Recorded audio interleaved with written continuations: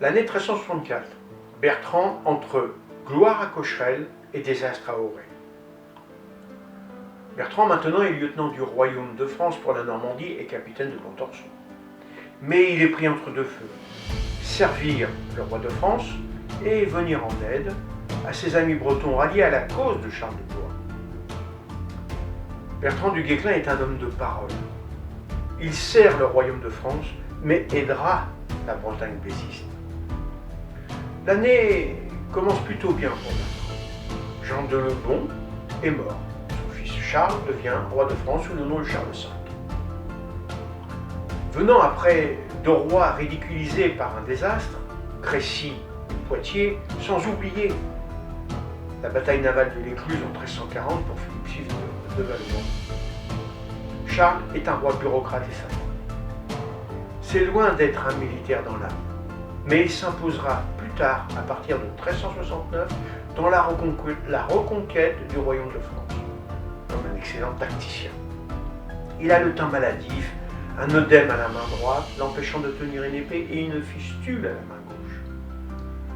Il mourra à l'âge de 40 ans, d'une angine de poitrine. Du Guesclin sera le bras armé de ce roi malade et chétif. Charles V possède une haute intelligence, savamment cultivée. Bon orateur, grand lecteur de livres d'histoire, de droit, de sciences, d'astrologie, il est un grand travailleur. Du Guesclin, l'illettré, trouve en Charles V un maître qui lui inspire respect, admiration, confiance et fidélité. Bertrand sera le bras soumis, discipliné, obéissant aux initiatives de son roi qui lui possède le savoir. Complémentarité sans rivalité possible. En plus, il y aura jusqu'à sa mort la complicité avec son roi.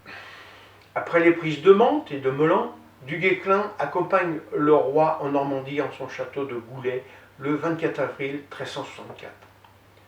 2 jours plus tard, le 26, il récompense Bertrand pour ses victoires. Il le nomme chambellan. Cette fonction, habituellement réservée aux nobles, lui permet de rentrer dans ce cercle très restreint des intimes du roi. En plus, il reçoit une rente confortable de 1400 livres en pièces d'or et des biens récupérés au Navarrais. Ses compagnons d'armes, tous bretons d'ailleurs, ne seront pas oubliés. Mais un danger vient de l'ouest, de la Normandie. Le captal de Bouche, à la solde de Charles le Mauvais, débarque à Cherbourg. Sa mission est d'empêcher le sacre de Charles V. Il forme une armée de 1500 hommes, aidés par les garnisons navarraises. De son côté, du Guesclin réunit 1500 hommes à Rouen et marche sur Pacy-sur-Eure, dans l'Eure. La rencontre des deux armées se fera à Cocherel. Par ruse, Bertrand met en fuite les Anglais après plusieurs heures de combat et fait prisonnier les Anglais, dont le captal de Bouche. Le Bascon de Marolles, son fidèle lieutenant, mourra dans les combats. Bertrand sort vainqueur de cette bataille, maintenant il a la gloire. Alors on peut se poser la question, pourquoi est-il vainqueur à Cocherel? C'est simple, uniquement parce qu'il a commandé cette armée. C'est un militaire dans l'âme, un tacticien reconnu et un chef estimé. Alors, pourquoi a-t-il été vaincu à la bataille d'Auray et fait prisonnier? Uniquement le fait que le commandement lui a été refusé. En effet, Charles de Blois est le seigneur le plus titré. Il lui revient de droit le commandement. Il est piètre chef de guerre et d'ailleurs il y mourra en combat.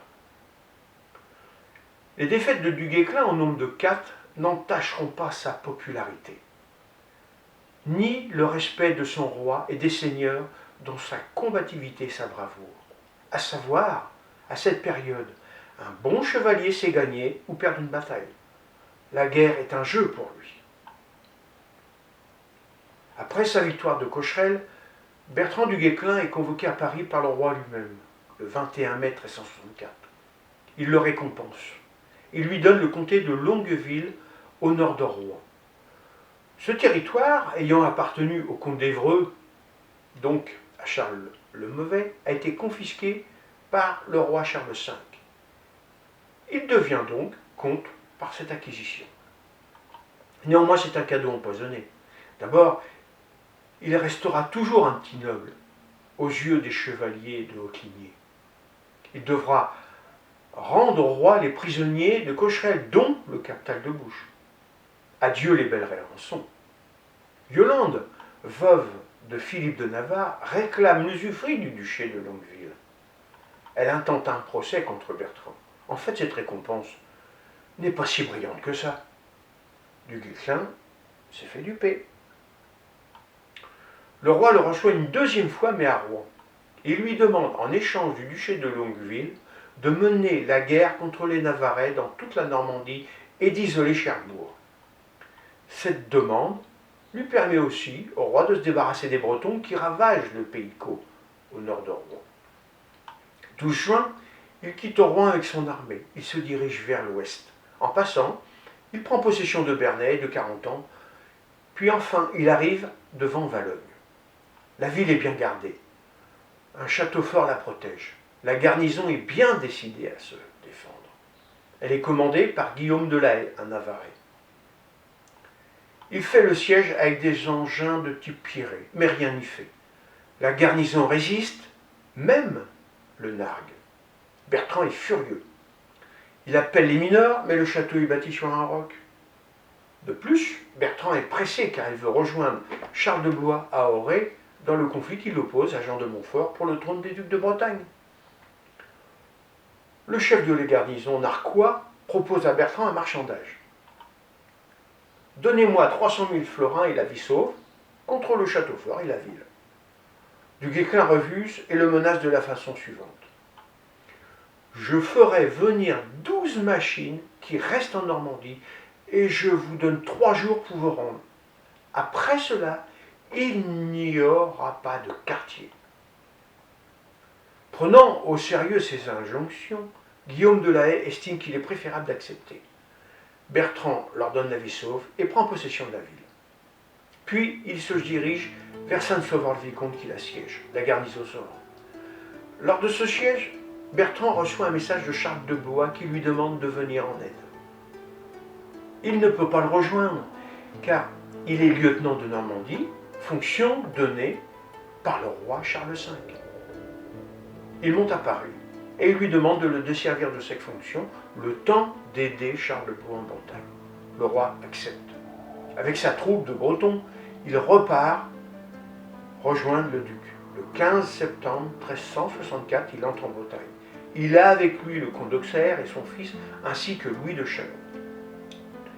L'année 64 finit mal pour Bertrand du Guesclin. Le 29 septembre 1364, l'armée de Charles de Blois fait face à celle de Jean de Montfort.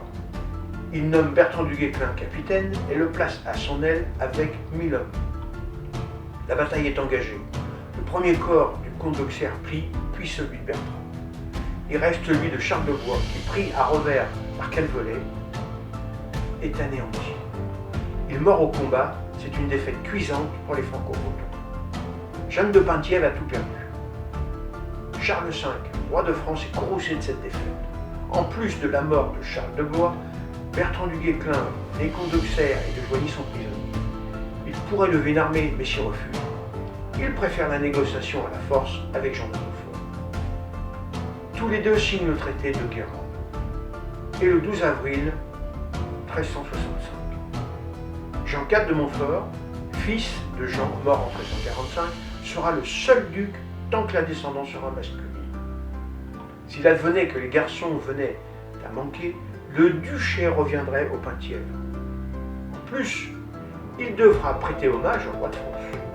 Ce traité de Guérande met fin à la guerre de succession entre Bretons. Elle aura duré 23 ans, de 1341 à 1364. Mais Charles V a besoin de Bertrand pour une expédition d'une autre envergure.